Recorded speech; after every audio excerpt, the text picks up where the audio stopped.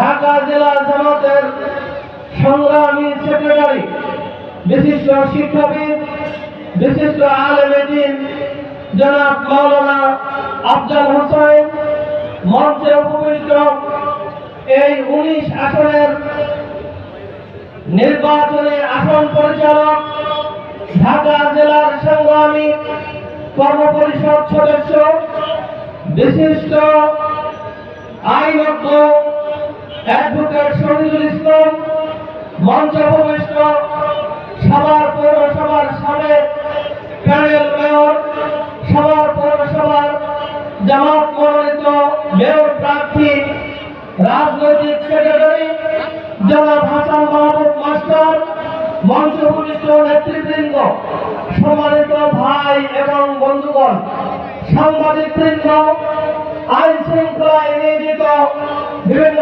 সংস্থার সদস্যবৃন্দ, আমাদের এই মাইকের আওয়াজ যতদূর পর্যন্ত যাচ্ছে এই পাথালিয়া এলাকার ভাই এবং বোনেরা, আজকের এই জনসভা প্রমাণ করে আগামী নির্বাচনে এই পাথালিয়ার জনগণ ভোটারগণ দাঁড়িপাল্লা মার্কায় ভোট দিয়ে আফজাল ভাইকে জয়যুক্ত করবে ইনশাআল্লাহ।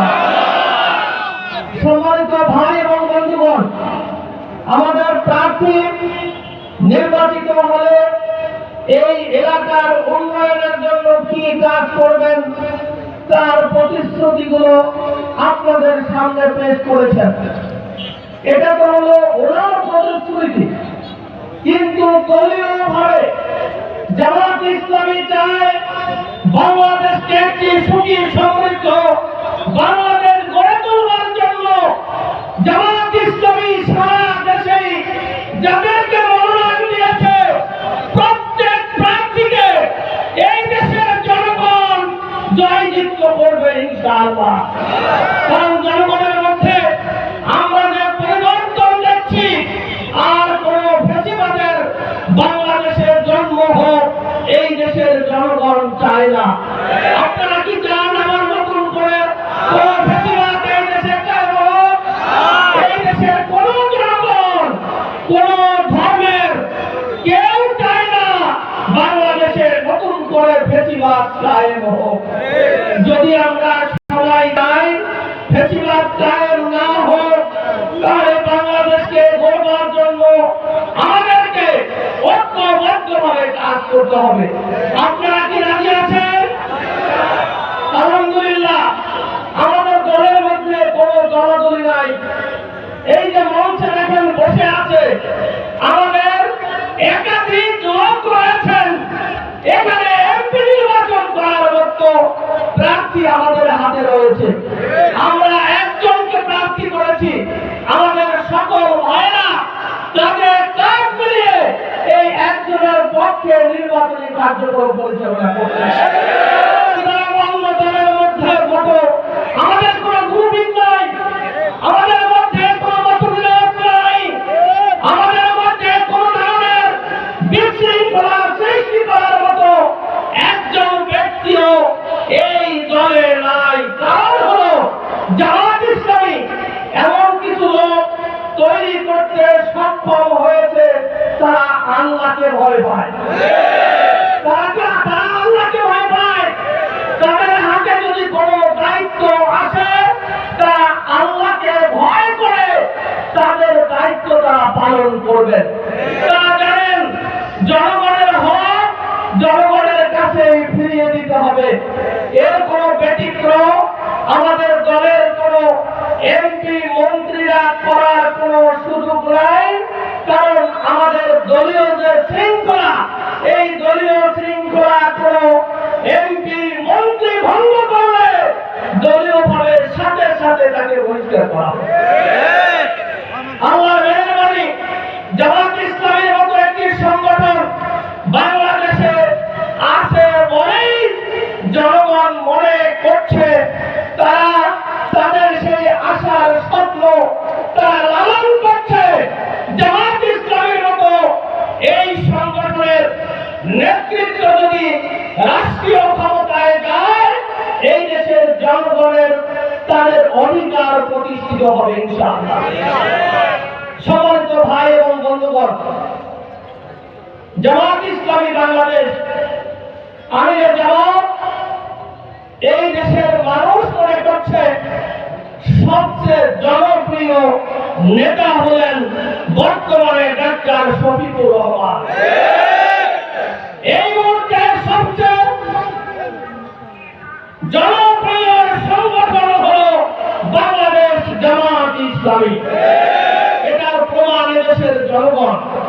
এদেশের জনগণ জামাত ইসলামীকে যেভাবে গ্রহণ করেছে, মন থেকে গ্রহণ করেছে, এর দ্বারা এদেশের মানুষ আশ্বস্ত হয়েছে আগামী নির্বাচনে আল্লাহর যদি মেহরবানি থাকে এবং এদেশের জনগণ চায় জামাত ইসলামী এই দেশের দায়িত্ব গ্রহণের জন্য প্রস্তুত রয়েছে এবং জামাত ইসলামীর হাতে এমন নেতৃত্ব রয়েছে একবারে টপ টু বটম।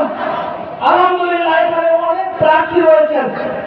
এই সবার আশুলিয়া পৌরসভা থেকে শুরু করে ইউনিয়ন এবং ওয়ার্ড পর্যন্ত আমরা আমাদের প্রার্থী ঠিক করে তাদেরকে দিয়ে মাঠে ময়দানে তারা ভূমিকা পালন করছেন। আমাদের এমপি প্রার্থীর সাথে তারাও ভূমিকা পালন করছেন, যাতে করে আমরা যে কোনো নির্বাচনে যোগ্য প্রার্থী দিয়ে জনগণের খেদমত করার নেতৃত্ব আমাদের হাতে আলহামদুলিল্লাহ রয়েছে। এজন্য জামাত ইসলামীকে দেশের মানুষ যেভাবে গ্রহণ করেছে, আন্তর্জাতিক ভাবেও বিদেশিরা মনে করছে আগামী নির্বাচনে জামাত ইসলামী জয়লাভ করবে ইনশাআল্লাহ। কারণ আপনারা লক্ষ্য করেছেন বিদেশিরা আমিরে জামাতের সাথে যেভাবে রেগুলার দেখা করছে, কথা বলছে, বাংলাদেশ নিয়ে তারা বিভিন্ন পরামর্শ দিচ্ছে, তারাও ধরে নিয়েছে আগামী নির্বাচনে জামাত ইসলামী বাংলাদেশের দায়িত্বভার গ্রহণ করবে। এরকম একটি পরিস্থিতিতে এদেশের জনগণকে 54 বছর আমরা ঘোটা খেয়েছি। ভবিষ্যতে আমরা যাতে আর কোন ধরনের ঘোটায় পড়ে না যাই, জনগণকে আমরা উদারতা আহ্বান জানাবো ঐক্যবদ্ধভাবে আগামী নির্বাচনে দাঁড়িপাল্লার প্রার্থীকে জয়যুক্ত করে আমরা একটি সুখী সমৃদ্ধ বাংলাদেশ গড়ে তুলতে চাই। আমরা রাজনৈতিক সংস্কৃতি পরিবর্তন করে নিতে চাই। ইতিমধ্যে জামাতের আমির বলেছেন জামাত ইসলামী যারা এমপি মন্ত্রী হবেন তারা কোনো ভোট গ্রহণ করবে না। বিগত দিনে যারা এমপি মন্ত্রী হয়েছেন জনগণের টাকা দিয়ে, জনগণের সম্পদ দিয়ে তারা টাকার পাহাড় বানিয়েছে। এই সংস্কৃতি আমরা ভেঙে দিতে চাই বাংলাদেশে। মন্ত্রী এমপিরা এই জাতীয় জনগণের সম্পদ দিয়ে সিনেমিনি খেলতে না পারে, আমরা সেই সংস্কৃতির পরিবর্তন করে দিতে চাই। একদিন গাড়ি আমাদের এমপি মন্ত্রীরা গ্রহণ করবেন না, কারণ ওইটা প্রয়োজন নয়। জনগণের অধিকার প্রতিষ্ঠা করতে হলে একজন মন্ত্রী এমপি যেভাবে থাকবেন, একজন সাধারণ মানুষ সেভাবে থাকবেন।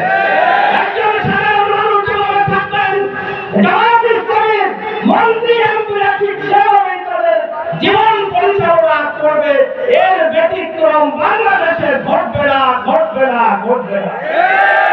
আমরা জনগণকে এইভাবে আশ্বস্ত করতে চাই, আসুন, এটা জামাত ইসলামী একার পক্ষে সম্ভব নয়।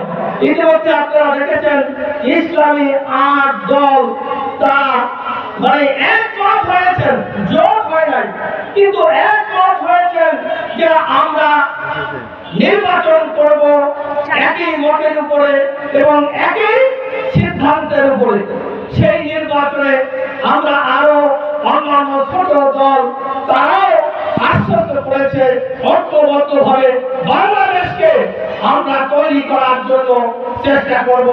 এজন্য সকল জনগণ দল মত নির্বিশেষে, হিন্দু, বৌদ্ধ, খ্রিস্টান, আমরা সকলেই বাংলাদেশের জন্মসূত্রে এই দেশের নাগরিক, সকলের সম্মান মর্যাদা সমান।